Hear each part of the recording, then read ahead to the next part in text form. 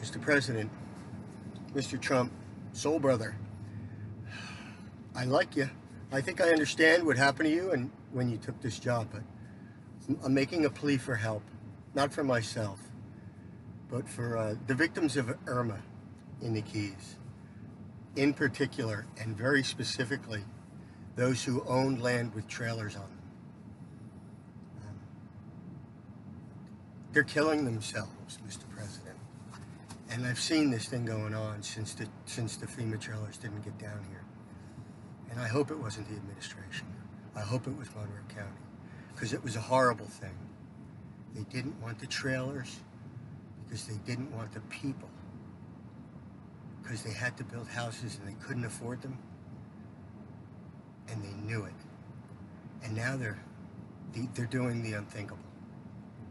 Now they're going to take their building permits and give them to their friends who buy cheap waterfront lots and reduce the value of their properties. The little thing that they have left is the land, from about 130 grand to 10.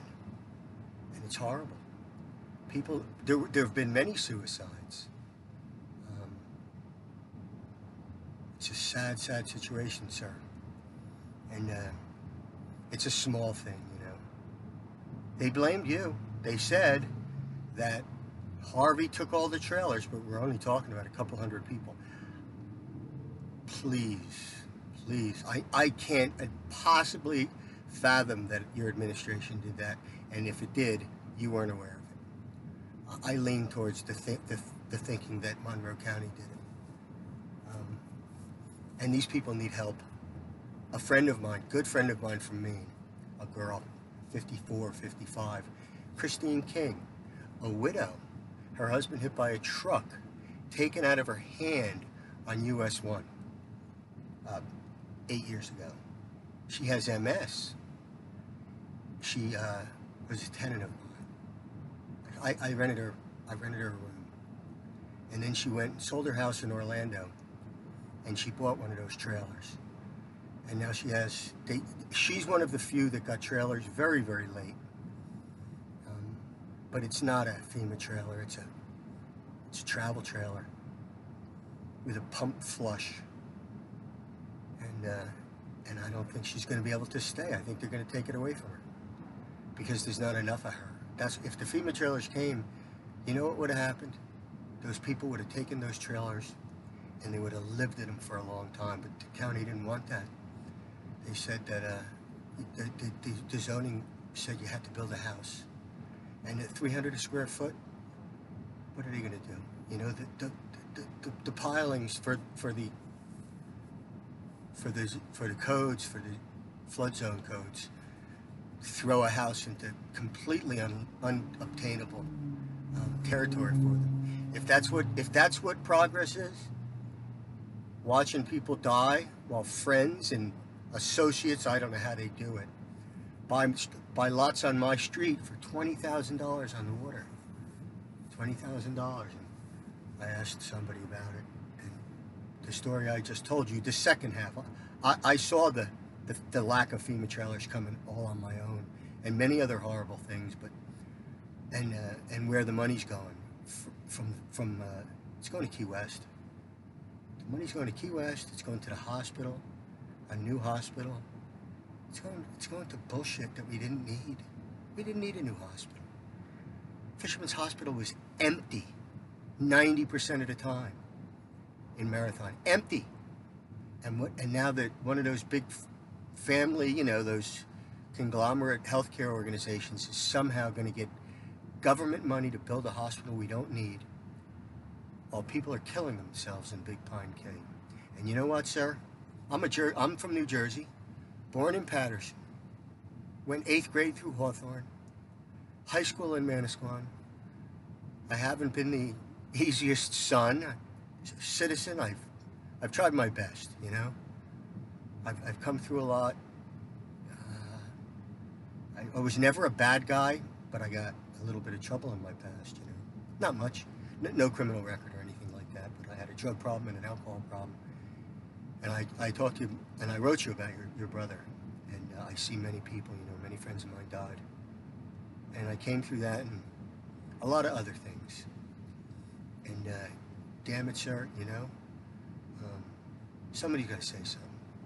And it's and on the political side of this, because I'm a little astute. Uh, if you're a busy man, Vice President Pence, Sarah, my God, she could do it in a sentence. Or put Kellyanne on it or somebody, you know. This place needs love. Big Pine Key needs some love. We're 2 months from the elections. We're 2 weeks from the primary when that wonderful man, that Freedom Caucus guy is running. I'm going to New Jersey to see my father right now.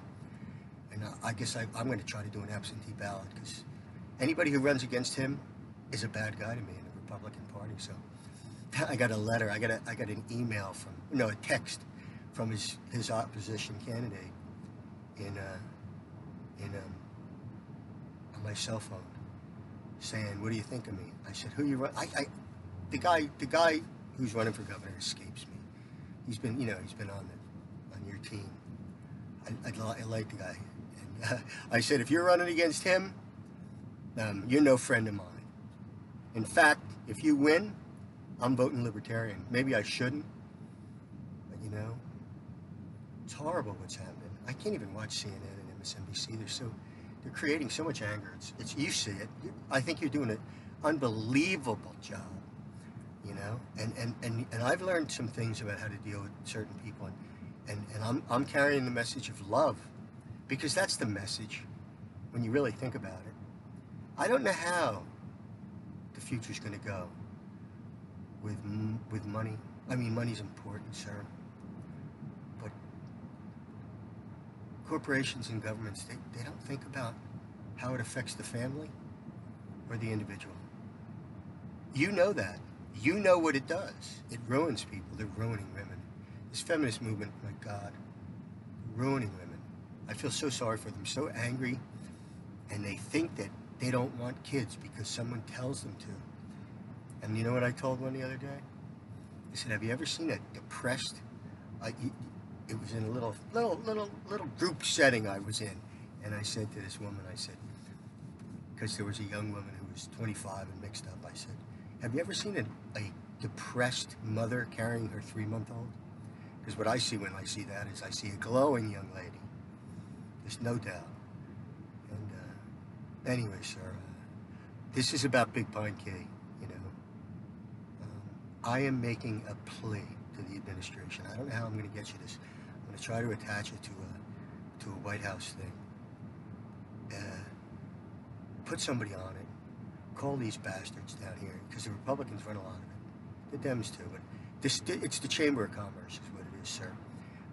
Put somebody on these bastards that hold something against them, or you could do it a phone call. Anyway, sir, Joe Hop, Manasquan Beach. I'm heading to see my dad. I'm heading up for 2 weeks to Manasquan. I tell people, you've never had an advocate like Donald Trump, and they don't even know it, you know. So blind. Anyway, sir, Don, sir, you know, I kind of feel like I have to respect you as the president, but I know you as the man. So, and we kind of come from the same neck of the woods. A few of my uncles reminded me of guys like you, and I even remind me in a small fraction of a way like guys like you, because we can't lose. It's not in our DNA.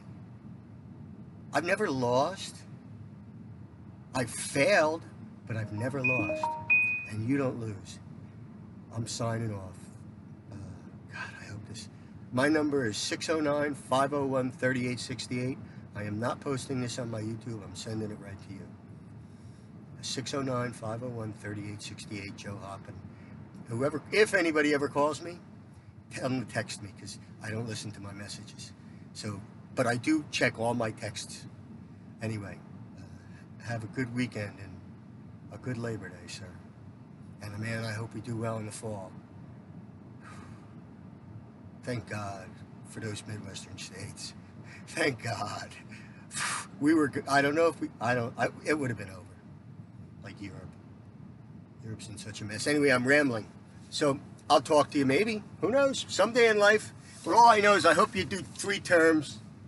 And if you don't, show us the guy. If Pence is cool, we'll get him in there. He's a young man. Thank you, sir.